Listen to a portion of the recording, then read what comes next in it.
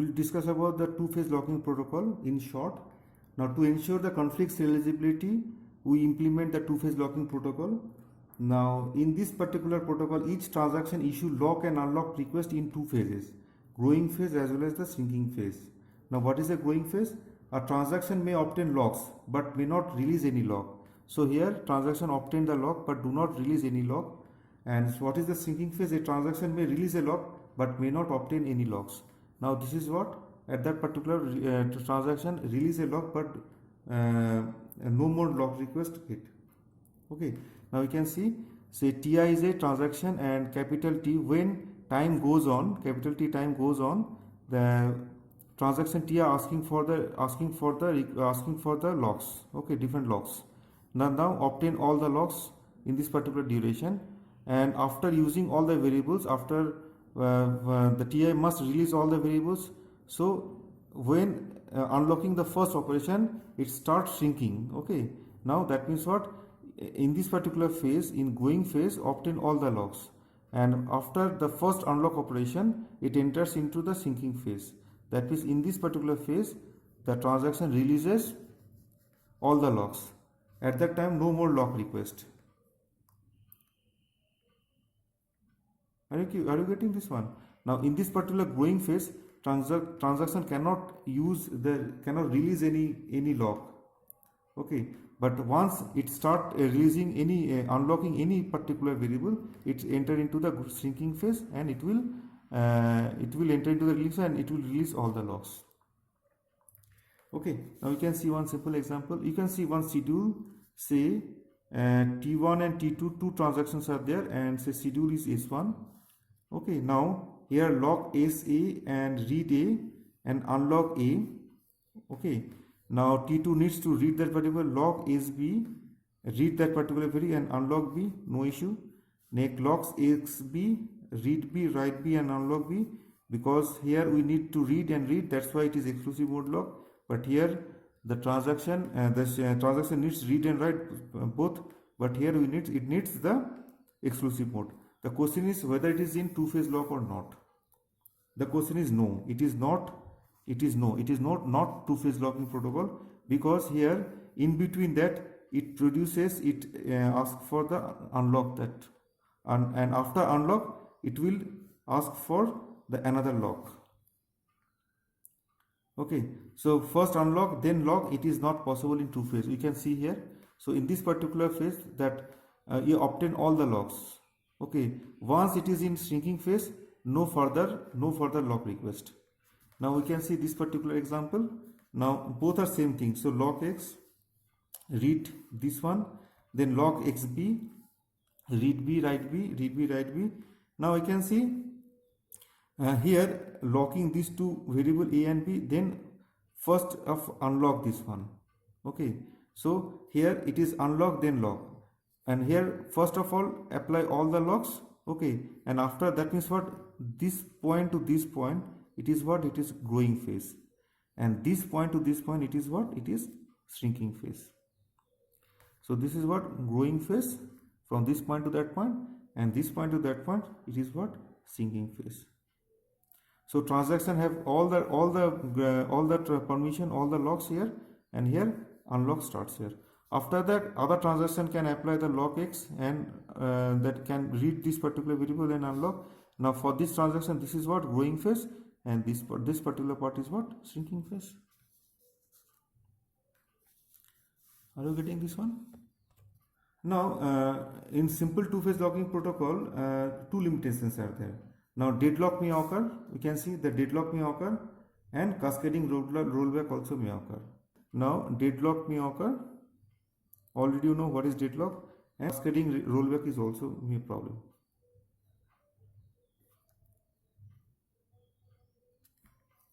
Okay, cascading rollback may occur. So there are three types of two-phase locking protocol. We will see. Okay, now there are three types: simple two-phase locking, strict two-phase locking, and rigorous two-phase locking. Okay, so just we have discussed about the simple two-phase locking. Now we'll talk about strict two-phase locking and rigorous two-phase locking. And in strict two-phase locking, all exclusive mode locks taken by transaction B hold until the transaction commit. Okay, and what is rigorous two-phase locking? All the locks be held until the transaction commit. Now most database system implement either strict or rigorous two-phase locking. So now most of the database system implement either strict two-phase locking or rigorous two-phase locking. Now you can see by figure, we can explain by figure. So we can see the difference between these three. So this is what our simple two-phase locking. Now TI, it is in growing phase, obtaining all the blocks. Okay, and there you are using all the variables in the time duration.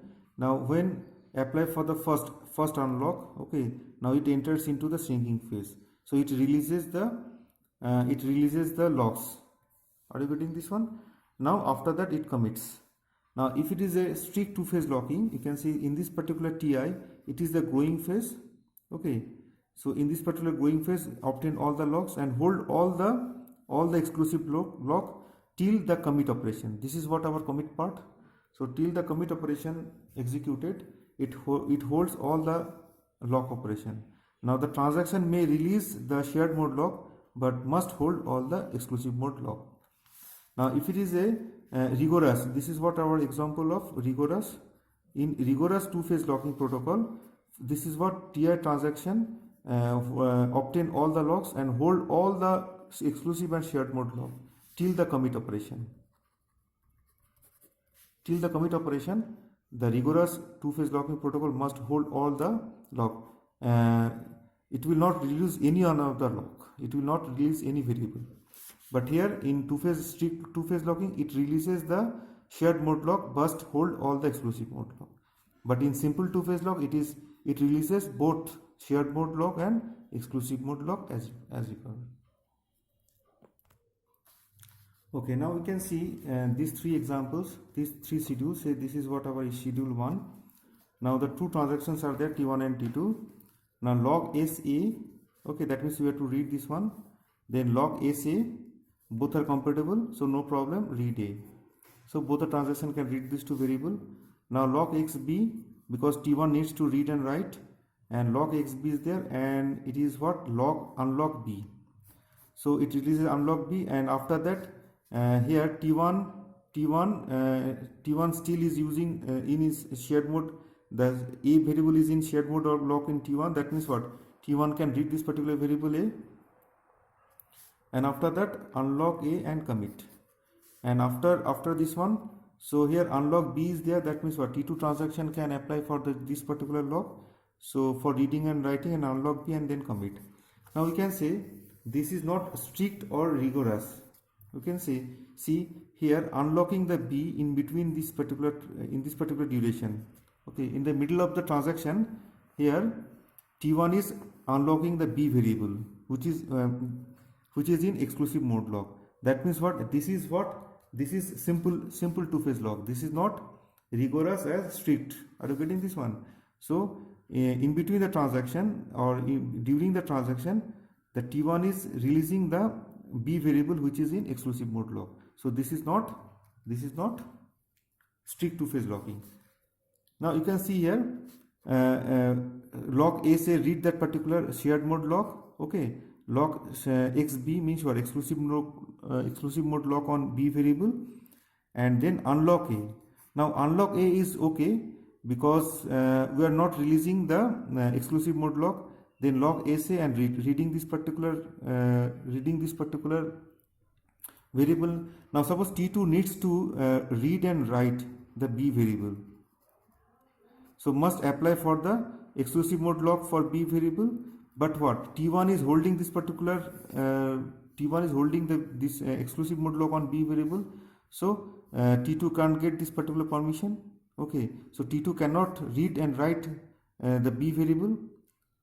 Are you getting this one? After that, log SA once again that log that particular A variable to read that particular variable, then unlock A, unlock B and commit. Now we can apply commit here also.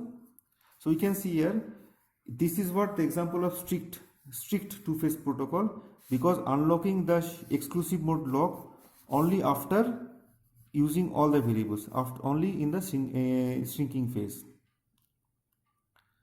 Okay, so only just before the commit operation, it will unlock the B variable, but in strict two-phase in protocol, unlock the shared mode lock. Are you getting this one? So this is the example of strict. So we have seen here in strict two-phase locking, hold all the locks till the commit operation. Hold all the exclusive mode lock till the commit operation. You can see here, till the commit operation, hold the exclusive mode lock B. Now you can see it is what rigorous. Okay, this is what our rigorous two-phase locking.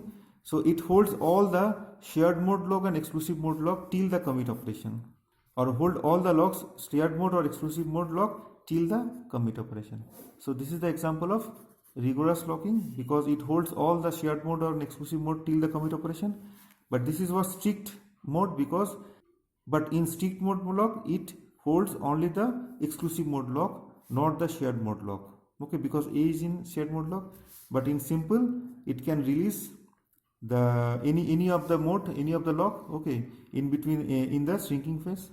So this is what our simple two-phase locking, this is what strict two-phase locking, and this is what our rigorous two-phase locking. Now finally we will discuss about simple technique that is called refinement of two-phase locking protocol.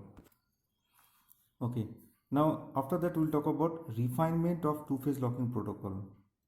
Now there are here lock conversion is there. There are two types: upgrading a lock and downgrading a lock. Now upgrading is what? Converting shared mode to exclusive mode lock, and downgrading is what? Conversion from exclusive mode to shared mode lock.